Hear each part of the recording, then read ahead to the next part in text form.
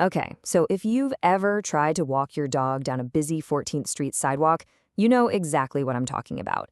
City life with a dog is something else. So this is for you, a really practical guide to finding a dog trainer right here in Columbia Heights who actually understands our neighborhood. So here's what we're going to cover. First, we'll talk about what makes having a dog in the city so unique. Then we'll get into how to find the right trainer and pick a training style. We'll also look at costs and some key questions to ask. And finally, we'll talk about the best places in the neighborhood to practice. All right, let's get into it. All right, first up, city dog, city life. You know, living in a place like Columbia Heights is fantastic, but it definitely means our dogs need a whole different set of skills to really be happy and comfortable here. Yeah, this quote just says it all, doesn't it? We're not just talking about sit and stay here. We're talking about navigating those packed sidewalks, or maybe just getting through your own apartment hallway without a fuss. It's those everyday things where good training really, really matters. And, it's not just the crowds, it's the sounds, the metro rumbling underneath, the constant sirens. All that construction, it can be a lot for a dog. A really good trainer is going to help your dog learn how to just kind of filter that stuff out and keep their focus on you, which is exactly what you need. Okay, so we get it. City life is different. The next logical question is, how do you find a trainer who actually gets that? Let's talk about what you should be looking for. So the term you're going to hear a lot is positive reinforcement. And really, all it means is rewarding the behavior you want to see. It's that simple. Instead of correcting the bad stuff, you're making a big deal out of the good stuff with treats or praise. It just works, and it helps you build a really great relationship with your dog. Okay, but how do you really know if a trainer knows what they're doing? I mean, what makes someone qualified? Well, one of the biggest clues is looking for professional certifications. I know, these look like a bunch of random letters, right? But what these acronyms tell you is that a trainer has gone through some serious education and testing. It shows they're committed to modern, humane training methods. All right, so once you have a few qualified people in mind, you need to figure out what kind of training actually works best for you and your dog. Let's look at the different styles.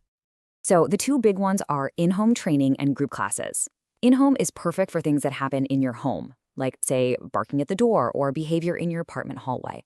But group classes are awesome for learning to focus around other dogs and people, kind of like a practice run for the farmer's market. So just think about it. Are your biggest headaches happening inside or outside? That can help you decide where to start. And hey, there are other choices too. You've got private lessons if you want that super focused attention, day training where the trainer works with your dog while you're at work, and even board and train for a more immersive approach. Okay, let's get down to the practical stuff. We're talking about money and the really important questions you need to ask before you hire anyone. This chart gives you a pretty good ballpark for what training costs around here. As you can see, a group class for a few weeks might be a couple $100, but a package of private sessions at your home, well, that's going to be a bigger investment. It's just good to see the numbers so you can figure out what works for your budget. So when you start talking to trainers, have these questions ready. This is your checklist. You'll want to ask about their methods, their credentials, and definitely how they'll tailor things for city living. And, ask how you'll both know you're making progress. Don't be shy about this stuff. All right, last but not least, let's talk about taking all this training out into the real world. This is where all that hard work really starts to pay off, right in our own neighborhood. And, especially if you have a new dog, it's good to keep this 3-3-3 rule in mind. It's just a little reminder that it takes time for a dog to adjust. 3 days to decompress, 3 weeks to learn your routine, and about 3 months to really feel at home. It's all about being patient. So where can you go to practice? Well, we've got some great spots. Banneker Dog Park is fantastic for working on recall, since it's all fenced in. If you want to practice focusing with lots of distractions, Meridian Hill Park is perfect. Joggers, picnics, you name it. And of course, the trails in Rock Creek Park are amazing for practicing good leash manners with all those interesting new smells around. Look, having a well-trained dog just makes life in the city so much better. They really do become your partner for everything you do.